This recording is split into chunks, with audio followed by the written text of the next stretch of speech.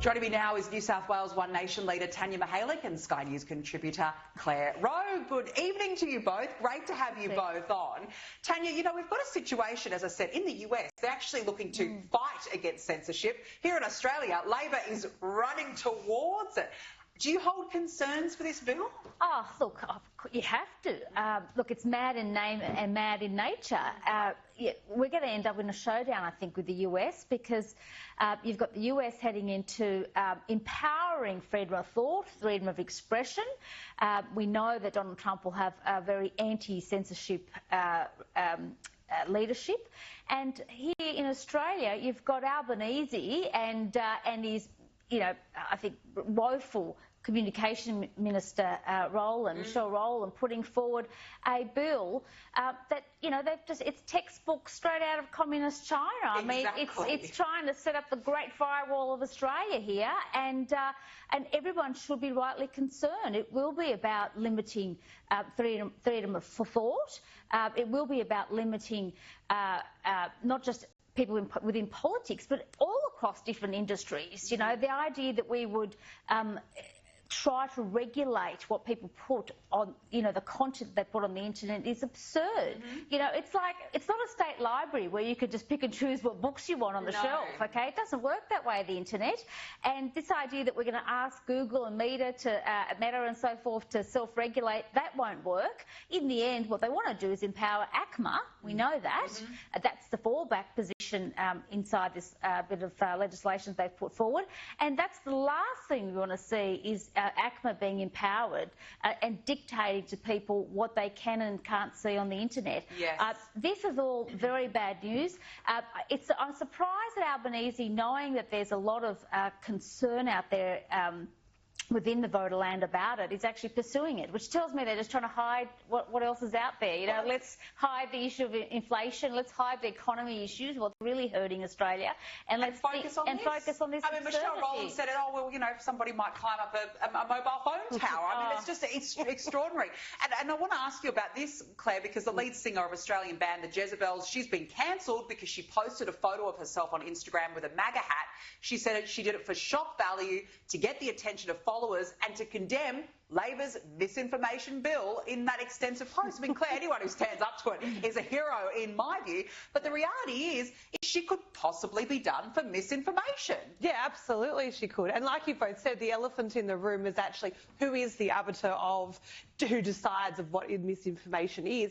And in that same interview with Michelle Rowland on Ben Fordham's show, I thought there was this really circular argument that she gave where she tried to distance the government. Oh no, we're going to put it back to the platforms, as Tania said, and you know, the platforms will have to decide what they publish needs to be the truth. Well, who's monitoring that and then enforcing that it is the truth? At the end of the day, ACMA, the government, the platforms, it comes back to an individual human, right, with their own flaws and their own biases and their own decision-making of who is this actual person that's deciding what is truth and reality and what we can view and what we can't view. So like a lot of things and a lot of bills that are going before the government at the moment, I think it's just a can of worms that haven't been thought through. It sounds all good and we're here to protect you, but even that line itself, you know, the government will be here to protect you, should have people questioning it. Well, it's under the guise of harm minimisation, that's right. And that's the problem. Well, let's see what the crossbench come back with. Well, we hope there's some hope there. Fingers crossed.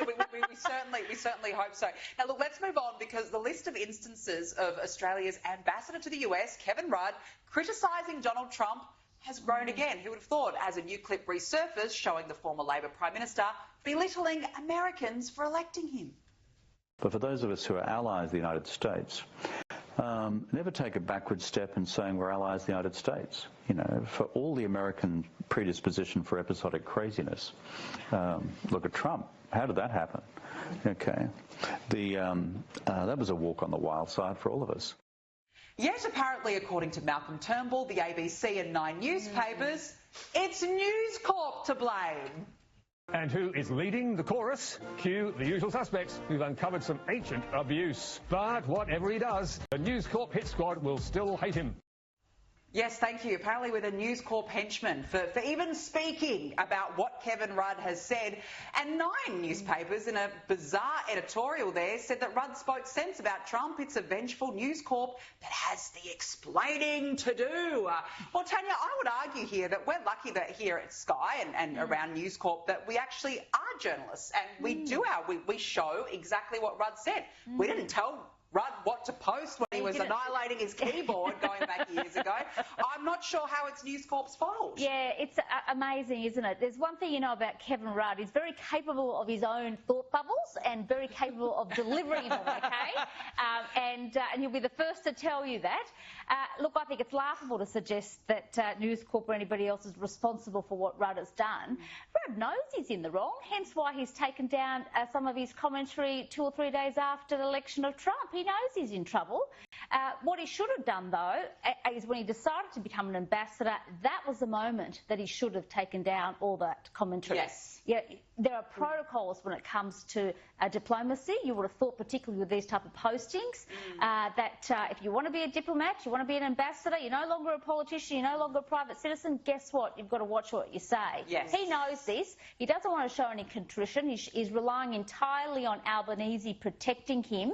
And I've got to say, I've been disgusted with, look, it's not just Albanese. There have been others like Joe Hockey and Scott Morrison all jumping up and saying, oh, we've got to protect Rudd. Rudd knows that it's untenable, his position. He should absolutely go. The free trade agreement is really critical for Australian business people, for Australian farmers, for people that produce and manufacture in Australia need to ensure that we are not subjected to tariffs, which is what we know will happen down the track if we don't have a proper free trade agreement in place. So friendship should be put aside and Rudd should be put aside. Well, our relationship with America is extremely important. More important than anything. Absolutely. And Claire, I'd also point out that Trump's senior advisor, Dan Scavino, posted an hourglass next to a post by Rudd congratulating Trump, but there it is on the screen now. And guess what?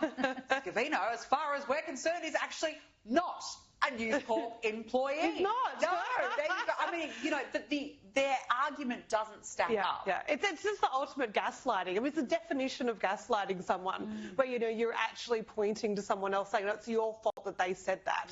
I mean, it's just and the henchman. I mean, that was really lovely, neutral reporting by the ABC there. That was lovely terms. But yeah, the problem is, I think Albo's had this problem with a few issues recently, where I think things fester, and I think that this will. We're getting more and more out now from Rudd. More's coming out of the closet of things he's said. It won't go away. And if anything, I think it will hurt Albanese nationally as much as we're concerned about the international relations. But just the common man on the street will keep hearing this and think, well, that doesn't sound good. Yeah. And he doesn't get on the front foot, Albo. He doesn't, shut these things down or make quick decisions. He just hopes things go away.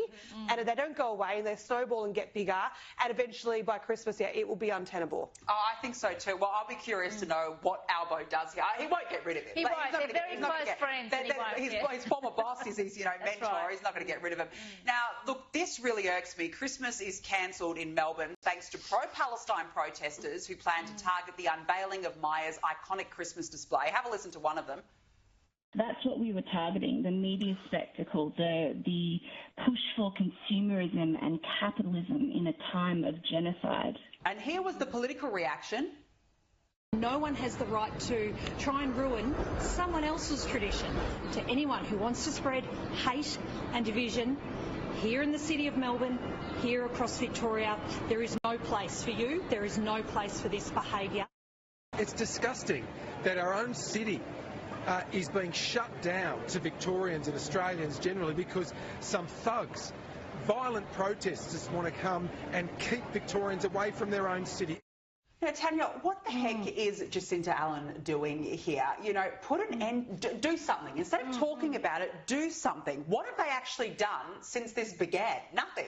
Well, so much for their new social cohesion laws. Look, I've got to say, Maya shouldn't have cancelled the event. I'd like to know whether what was really behind it was a lack of support from the government, and the government should have provided support through police. Whatever needed to happen to ensure that the event continued. This is an event that's happened for 70 years, where people come and see these, beautiful Christmas windows there at outside Myers. Yeah. I think the fact that this group of pro-Palestinian, they're just... Look, just a bunch of kids, as you quite rightly say, who don't have a job, they've got no idea what's going on overseas. This is just a boredom, and we're being dictated by them what can and can't occur in Victoria is outrageous. What's next? Christmas carols? Church services? There'll be Easter. more. The idea that we allow this to happen is not okay, and Jacinta Allen and her government is responsible. They've got police, they've got lots of, they've got a whole government of departments there that can assist and ensure that these type of events can continue. They've got resources there. But I think as well, Claire, I think not just Victorians, I think Australians more broadly are sick of the disruptions to their day-by-day lives by these people. This story today made me so sad, actually, and so angry that the weaponisation of a children's event where they specifically said we are going to come out to disrupt joy. That's what they said. Oh, no, we're going to hurt anyone. You'll all be safe, but we're going to scare the kids probably, and we're going to disrupt their joy by making all this ruckus and noise. It's just hateful.